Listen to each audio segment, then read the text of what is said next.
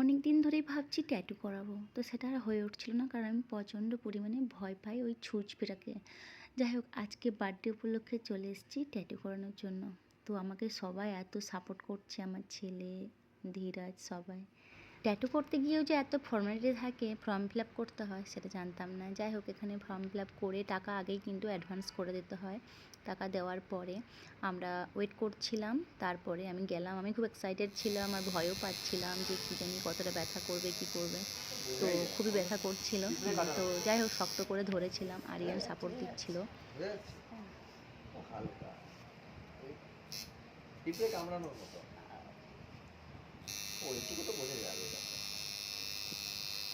কিছু হয় না, আমিও করেছি বন্ধুর থেকে।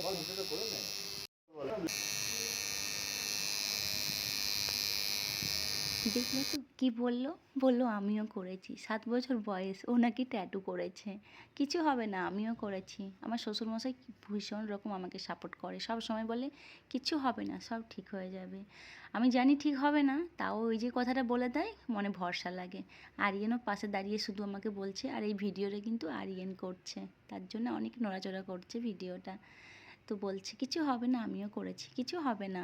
দেখো কত সাপোর্ট করছে আমাকে।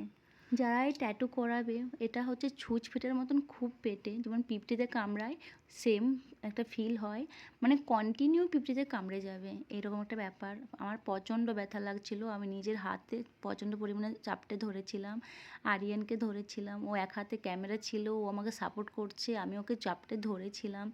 মানে ও আমাকে কতটা পরিমাণে সাপোর্ট করেছে। আমি ভেবেছি এটাই আমার লাস্ট, আমি আর কোনোদিন মানে করবো না। তাছাড়াও এটা খুব মেনটেন করতে হয়, এইসব নানা রকম দিক থেকে আমার মনে হয় এটাই আমার লাস্ট। বাট আমার ভালো লেগেছে, আমার এটা বার্থডে গিফট, নিজেকে দিলাম। আমি ভীষণ রকম খুশি যে এটা করিয়ে, কিন্তু খুব ব্যথা, আমি ওই ব্যথাটা নিতে পারছি না। যারা এই ব্যথা নিতে পারবে তারাই প্লিজ করাও, নাহলে করাবে না। দিল্লিতে যখন গিয়েছিলাম তখন আমার খুব ইচ্ছে করেছিল ট্যাটু করাতে, তারপরে ইচ্ছেটা মরে গিয়েছিল। তো সন্তাই বললো, তুমি অনেক দিন ধরে বলেছিলে ট্যাটু করাবে। একদিন গেলাম, দেখছি দোকান বন্ধ হয়ে যায়। এখানে কিন্তু 8টা সাড়ে 8টা বাজলেই সব দোকানদানি বন্ধ হয়ে যায়।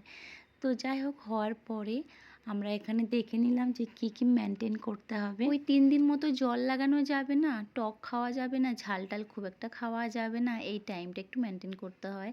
1 মাস তো অনেকটাই মেনটেন করতে হয়, ওই জায়গাটা একটু ভ্যাসলিন লাগাতে হয়, অনেক কিছু করতে হয়, ক্রিম কিনতে হবে। তো সেই সব হওয়ার পরে আজকে হচ্ছে তার পরের দিন, আজকে হচ্ছে হনুমান জয়ন্তী। হনুমান জয়ন্তীতে আমরা চলে এসেছিলাম এখানে, আমাদের আবাসনে থাকি, এখানে মন্দির আছে, তো এখানে পুজো দেখছিলাম। হ্যালো, আর আজকে হচ্ছে তার পরের দিন, আর রাত্রি 12টা বাজে, আর 12টার সময় এখন কেক কাটিং হচ্ছে। সন্ধ্যায় প্রথম থেকে আমার কেক কাটিং করাতো, যখন থেকে বিয়ে হয়েছে, মানে আমার সাথে পরিচয় হয়েছে। কিন্তু তারপরে এলো আরিয়ান, এত এক্সাইটেড, ও রাত্রি 12টা অবধি জেগে থাকবে। বললাম ঘুমিয়ে পড়, ওর বাবা বলছে ঘুমিয়ে পড়তে, ও বলছে না না না আমি ঘুমোবো না।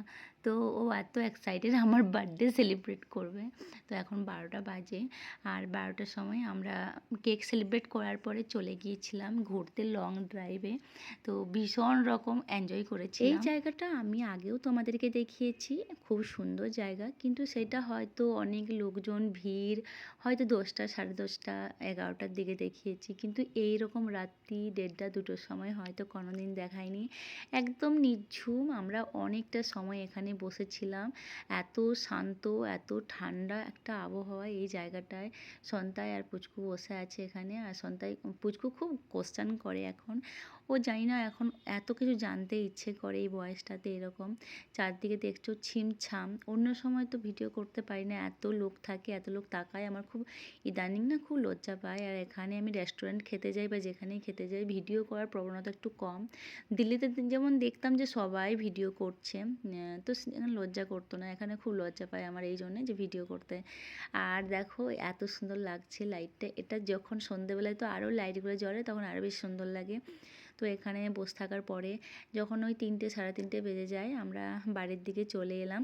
আমরা অনেকটা জায়গা অনেক ঘুরেছিলাম, আর ঘোরার পরে আর এই জায়গাটা এতটা ঠান্ডা, এতটা শান্ত, ভীষণ ভালো লেগেছিলো এই জায়গাটায় থাকতে।